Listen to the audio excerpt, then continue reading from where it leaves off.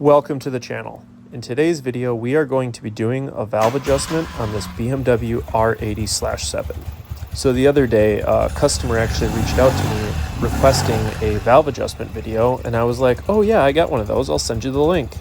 Come to realize that the only valve adjustment video I had was actually one of my first videos I ever filmed, which I was like, I can't believe I haven't filmed another valve adjustment video. It's such a common maintenance task, especially it's one that's people probably look for a lot on YouTube. In this video, I'm actually doing a little bit different editing style using this voiceover.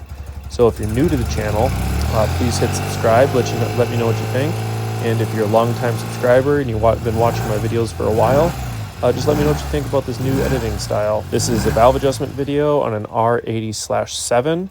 And this procedure is really going to apply to all BMW Airheads from like the /2s all the way up through the /7s and all the models. So without further ado, let's get into it. We can then start by removing our valve cover.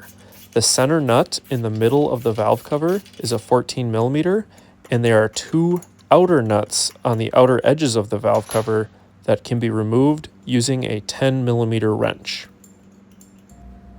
It's then pretty common for the valve cover to become seized to the cylinder head, and if that's the case, we can just use a soft rubber mallet and give the valve cover a couple gentle taps, and that should free it up.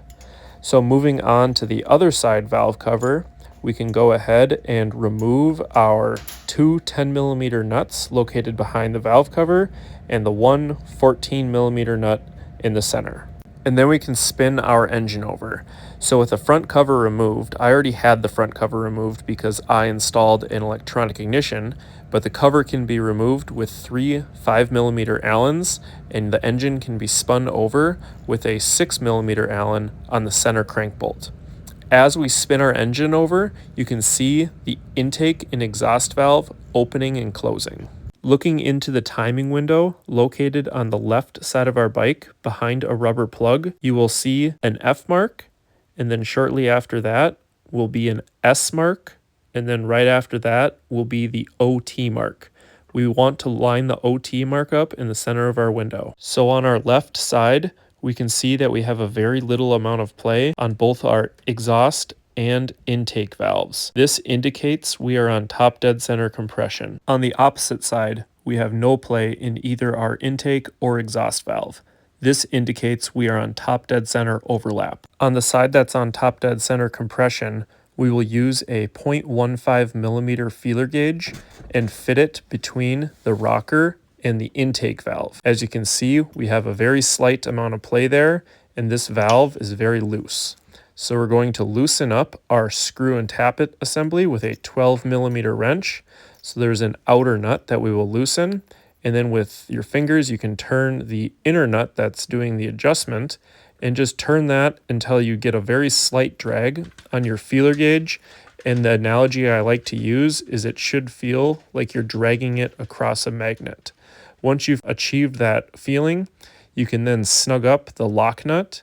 And once you snug up the lock nut, you can recheck your measurement, and you just want to go for that feeling as if you're dragging it across a magnet. In this case here, you can see that it's still a little loose, so I'm going to loosen up the lock nut again, give the adjuster a little bit more of a turn, and then tighten up the lock nut, and then recheck. And we're just going to keep doing this process until it feels as if you're dragging it across a magnet. So then we can move on to our exhaust side. With a 0.20mm feeler gauge, we can slide that between our rocker arm assembly and our exhaust valve, and you can see these valves are way off. So like we did on the intake valve, we're going to loosen up that adjuster nut, and then we're going to use our fingers and we're going to adjust that screw in and out until we've achieved that ever so slight light drag.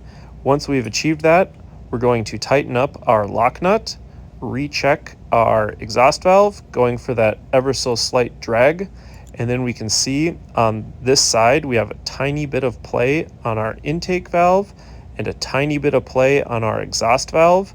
So now we can move on to the other side. Now we can spin our engine over. So we can spin the engine over with that same 6mm Allen on the front of the engine, and the reason we have to spin the engine over 360 degrees again is because the side that was on top dead center compression will now be on top dead center overlap, and then the side that was on top dead center overlap will now be on top dead center compression, and then we can adjust the other side while it's on top dead center compression.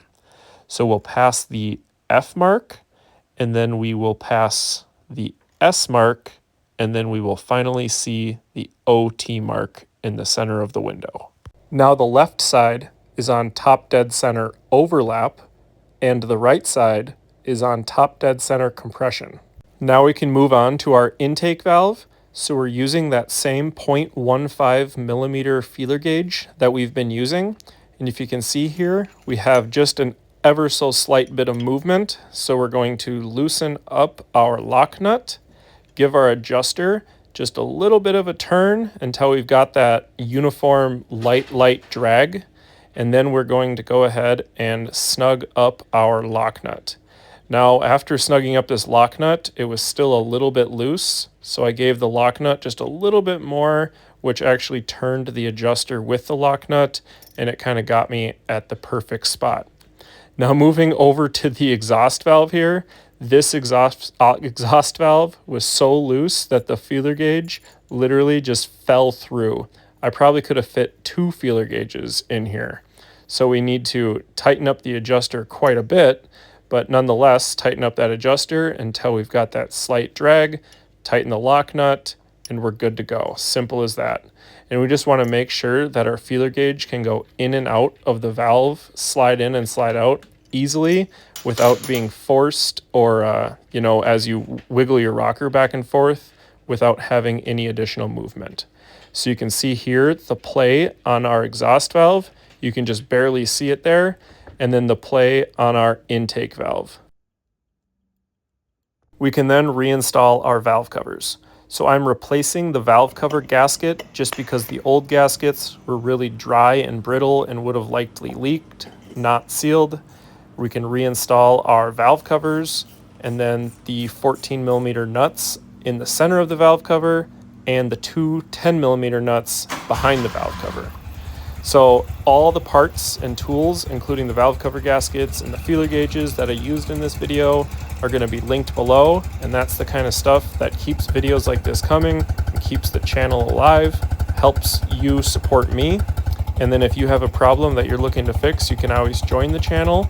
Under the Platinum membership, I provide personalized assistance, and I will help you through any problem you have with your BMW motorcycle. But as always, have a safe ride.